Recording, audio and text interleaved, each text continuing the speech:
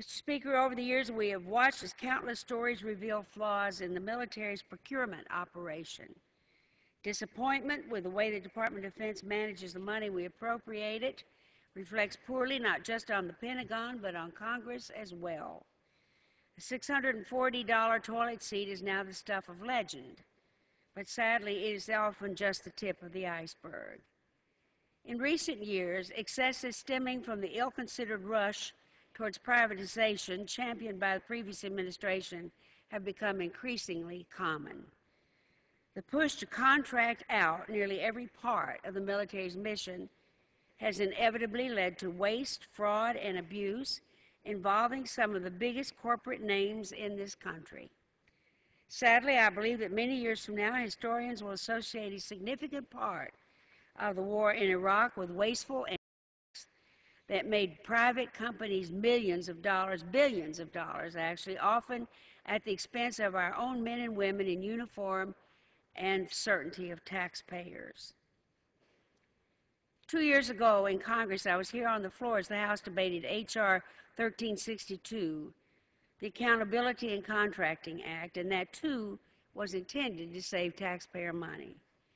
Earlier in the 110th Congress, I worked with my friend Mr. Kowski on H.R. 897, the Iraq and Afghanistan Contractor Sunshine Act.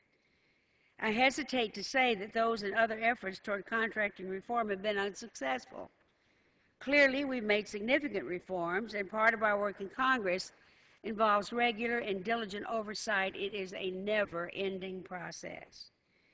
For my part, one of the proudest efforts during my career in Congress has been to force the Pentagon to acknowledge that some of the testing done on body armor for troops during an early part of the war was deeply flawed.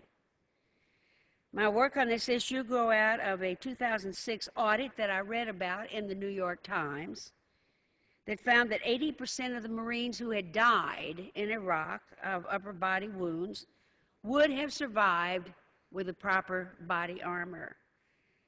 I waited for other committees to take the lead, but no one came to the fore.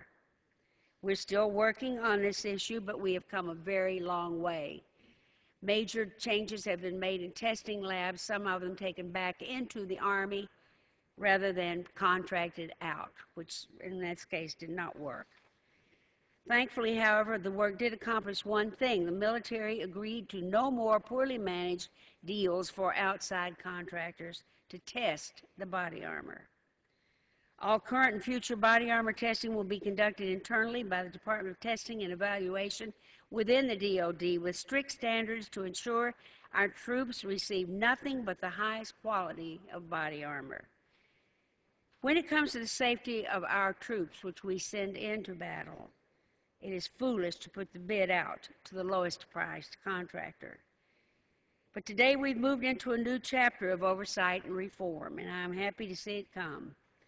This morning we're bringing up an important piece of legislation intended to help the Pentagon reform inefficient procurement operations. It's called the Implementing Management for Performance and Related Reforms to Obtain Value in Every Acquisition Act of 2010, otherwise known as the IMPROVE Act. This bill will help the Defense Department immediately once this is signed, to crack down on cost overruns and lax oversight of contractors. Not only that, but the bill should help reduce our dangerous reliance oftentimes on outside companies to do so many varied functions on behalf of the military. It is hard to overstate how important this bill is. My colleague, Mr. Conaway of Texas, who is the ranking member of the House Armed Services Committee Defense Acquisition Panel, offered the following testament on how urgent the need is for contracting and acquisition reform. He said, quote, "The Department of Defense is the largest agency in the federal government, owning 86% of the government's assets, estimated at $4.6 trillion. Over the last 2 decades, millions of dollars have been spent by DoD in the quest to obtain auditable financial statements," unquote, but giving those numbers has proven elusive, if not at times impossible. No more, Mr. Speaker, after this bill is signed. This bill mandates that the Pentagon consider shifting work away from contractors if they don't meet the cost goals. It will set up a new system of cost objectives and schedules, which DoD procurement officers would have to follow. The bill says that by 2017, Pentagon agencies must prepare records that can be audited and draft a new policy that will reward those and a new policy. These are simple, sensible reforms that the American people can understand and appreciate.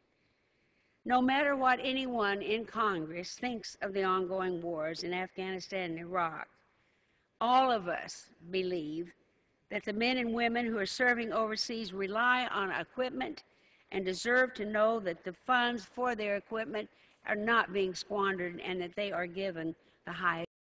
Another bright note on this legislation: when it was approved by the Armed Services Committee, the vote was 56-0.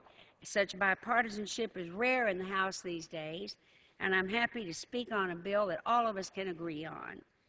Although there is not currently any pending movement on the bill in the Senate, it is my hope a decisive and strong bipartisan vote today on this bill will spur the Senate into action. Billions of taxpayer dollars and the trust of our troops depend on it.